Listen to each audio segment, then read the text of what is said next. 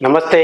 Healthy life by doctor thumri या YouTube चॅनलवर आपलं सर्वांचं स्वागत. आज आपण पाहणार आहोत पाणी आणि पाण्याचं महत्त्व. आपली पंचमहाभूत आहेत, पृथ्वी, आप, तेज, वायू, आकाश. यावर जलाचं पण प्रमाण आहे.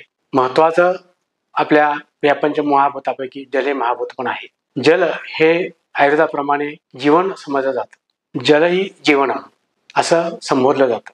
त्याप्रमाणे आपही सर्वस्व भेषजम म्हणजे जल हे संपूर्णपणे औषधी आहे आणि जल हे अमृता समान आहे. जल हे जीवन आहे. तर आपल्या जीवनामध्ये पाण्याचं अनन्यसाधारण महत्व आहे. आपल्या शरीरामध्ये योग्य मात्रेमध्ये पाणी हवं. ते योग्य मात्रेत असेल तर आपली पचनशक्ती बरोबर होते, आपलं शरीर डिटॉक्स होतं. त्यानंतर आपल्या संपूर्ण शरीराची काळजी घेण्यासाठी न्यूट्रिएंट्स पोहोचवण्याचं काम हे आपलं जल करत असतं. हे प्राकृतिक जल आपण घेतलं तर निश्चितपणे आपल्याला फायदेशीर ठरतं. हे जल हे आपल्याला आपल्या शरीरातील ऑक्सिजन पण आपल्या संपूर्ण अवयवापर्यंत प्राण पुरवण्याचं काम सुद्धा करत असतं. अशा पद्धतीनं जल आपल्या पेशीमध्ये पेशीचं बाहेरचं प्रेशर, अंतर्गत प्रेशर चांगलं राखलं जातं. चांगलं ठेवल्यामुळं आपल्या शरीराचं तापमान व्यवस्थित राहतं. पाण्यामुळं आपल्या शरीरामध्ये लुब्रिकेशन राहतं. त्यामुळे आपल्या सांध्यांची हालचाल व्यवस्थित होते. दुसरी गोष्ट, आपल्या संपूर्ण अवयवांना आणि पेशींना लागणारं न्यूट्रिशन हे आपल्याला जलाच्या माध्यमातून पोहोचावं लागतं. जल हे आपल्या शरीराच्या शुद्धीकरणाचं पण काम करतं. आपल्या शरीरातील टॉक्झिन्स आहेत ते घामावाटे, लगेवाटे व श्वसनावाटे बाहेर टाकण्याचं काम हे जलच करत असतं. आपल्या शरीरामध्ये जलाचं महत्त्व अनन्यसाधारण आहे. आपल्या शरीरामध्ये 60% जल असतं, परंतु प्रत्यक्षामध्ये आपल्या रक्तामध्ये 83% जल असतं.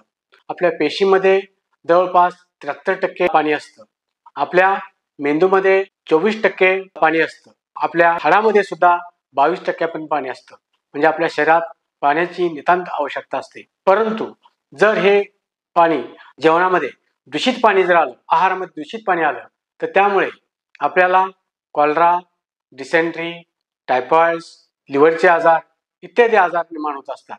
त्यामुळं पाणी आपलं शुद्ध आपल्या जेवणामध्ये, आहारामध्ये यायला हवं. जर आपल्याला अशुद्ध पाणी शरीरामध्ये आले तर त्यामुळे आपल्या बॅक्टेरियल इन्फेक्शन होतं, व्हायरल इन्फेक्शन होतं, पॅरासाइट्स होतात, GI डिसीज होतं आणि आपल्या शरीरामध्ये पाणी जर आलं तर आपल्याला व्याधी निर्माण होत असतात. त्याबरोबरच पाणी आपल्याला चांगलं पिण्यात आलं तर ठीक आहे, परंतु जर आपल्याला आर्सेनयुक्त पाणी जर आपण सातत्याने पित राहिलो तर त्यामुळे आपल्या शरीरामध्ये स्किनचा कॅन्सर, ब्लॅडरचा कॅन्सर, किडनीचा कॅन्सर, प्रोस्टेटचा कॅन्सर इत्यादीचे कॅन्सर निर्माण होऊ शकतात. त्याप्रमाणे आपल्यावर त्याचा परिणाम सांधेदुखीवर पण निर्माण होतो. त्याबरोबर जर आपल्याला फ्लोराईडयुक्त जर पाणी आपल्या आहारामध्ये आले तर फ्लोराईडयुक्त पाणी आल्यामुळे आपल्या दंताचं आरोग्य बिघडतं. आपल्या शरीराची स्केलेटल सिस्टीम आहे त्या स्केलेटलचं आरोग्य बिघडतं.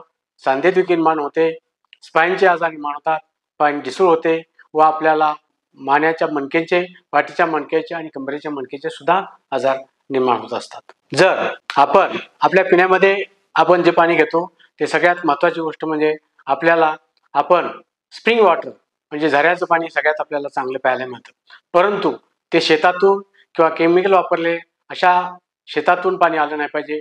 डोंगरातून आले पाणी, झऱ्याचं आले पाणी आपल्याला चांगलं शुद्ध पाहायला मिळतं. दुसरी गोष्ट, ते नैसर्गिकरित्या शुद्धीकरण झाले असतं. त्यामध्ये कॅल्शियम, मॅग्नेशियम भरपूर प्रमाणात मिळतं. त्यामुळं मिनरलयुक्त आपल्याला पाणी प्यायला मिळतं. आपल्या पिण्यामध्ये पाणी येतं त्यावेळी मिनरल वॉटर जमिनीतून येणारं पाणी असतं. यामध्ये सुद्धा संपूर्ण क्षार असतात व क्षारयुक्त पाणी असतं व ते आपल्या शरीरासाठी चांगलं पाणी असतं. झऱ्याचं पाणी किंवा मिनरल वॉटर प्यायला चांगलं असतं. परंतु आपण जर जलाचं शुद्धीकरण करून जर RO पद्धतीनं जर शुद्धीकरण करून जर वापर केला तर ते पाण्यामधून आपल्याला जीवनावश्यक असणारे सगळे मिनरल्स निघून जातात व मिनरल्स निघून गेल्यामुळे सुद्धा आपल्याला व्याधी निर्माण होत असतात. आपण शुद्ध पाणी आपल्या जीवनामध्ये घ्यायला हवं. अगदी जमिनीतून घेतलेलं बोअरचं पाणी आहे ते सुद्धा आपल्याला त्याची डेन्सिटी पाहूनच मगच आपल्या आहारामध्ये आपण पाणी वापरायला हवं. पाणी आपलं जीवन आहे. पाणी आपल्याला आहारामध्ये घेत असताना जर अशा पद्धतीने पाणी आपण घेतलं तर पाण्यापासून आपलं शरीर शुद्ध होतं. दुसरी गोष्ट, आपण पाणी कधी घ्यावं, किती प्रमाणात घ्यावं आणि कसं घ्यावं. पाणी आपण कधीही एक जाग्यावर बसून घ्यावं. पाणी गटागटा पिऊ नये. पाणी सावकाश प्यावं. दुसरी गोष्ट, आपण पाणी जेवणापूर्वी कधीही घेऊ नये.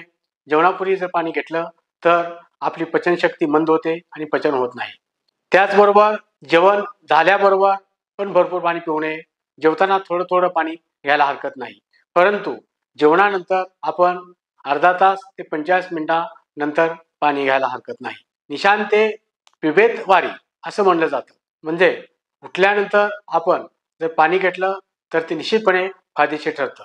परंतु उठल्यानंतर जे आपण पाणी घेतो ते पाणी आपण जर कोमट पाणी घेतलं तर निश्चितपणे त्याचा आपल्याला चांगला फायदा होत असतो.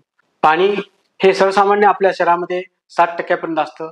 लहान मुलांच्या मध्ये 75 ते 78% पर्यंत असतं आणि आपल्या शरीराला पाण्याची आवश्यकता असते. पाणी आपल्या घेत असताना आपल्याला ज्यावेळेला शरीरामध्ये पाणी कमी पडतं, त्यामुळे जर पाणी कमी जर शरीरामध्ये पडलं तर आपल्याला मेंदूचा रक्ताचा पुरवठा कमी होतो आणि आपल्याला मेंदू काम करत नाही. त्यामध्ये जर मिनरल्स जर पाण्यामध्ये जर कमी मिळाली तर आपल्याला मिनरल्स कमी मिळाल्यामुळं आपल्या जमलिंग होणं, स्वास्थ्य व्यवस्थित मेंदूचं न राहणं आणि आपल्या मेंदूचं कोऑर्डिनेशन पण चुकू शकतं. दुसरी गोष्ट महत्त्वाची म्हणजे आपण सतत पाणी ज्याप्रमाणे वय वाढेल त्याप्रमाणे पाण्याचं प्रमाण आपण सतत थोडं थोडं थोडं पित राहिलं पाहिजे. जर आपण थोडं थोडं पित नाही राहिलो तर आपलं ब्लड सर्क्युलेशन व्यवस्थित होत नाही, सगळ्या अवयवांना रक्ताचा पुरवठा होत नाही. त्यामुळं इरेक्टाईल डिस्फंक्शन सारखे व्याधी निर्माण होतात. मेंदूचा रक्ताचा पुरवठा कमी झाल्यामुळे विस्मरण होऊ शकतं. त्यामुळं जसं वय वाढेल त्या पद्धतीनं आपण पाणी आपल्याला योग्य मात्रेमध्ये आणि योग्य प्रमाणामध्ये घ्यायला हवं. पाणी हे आपल्या जीवनामध्ये अत्यंत आवश्यक आहे. जर पाणी आपण योग्य मात्रेमध्ये योग्य वेळेला जर घेत राहिलो तर पाणी हे जीवन आहे आणि या पद्धतीने आपण पाणी पित राहूया. व्हिडिओ आपल्याला आवडला असेल तर लाईक करा. काही शंका असेल तर कमेंट्स करा. असेच व्हिडिओ पाहण्यासाठी आमचे चॅनल सबस्क्राईब करा. धन्यवाद.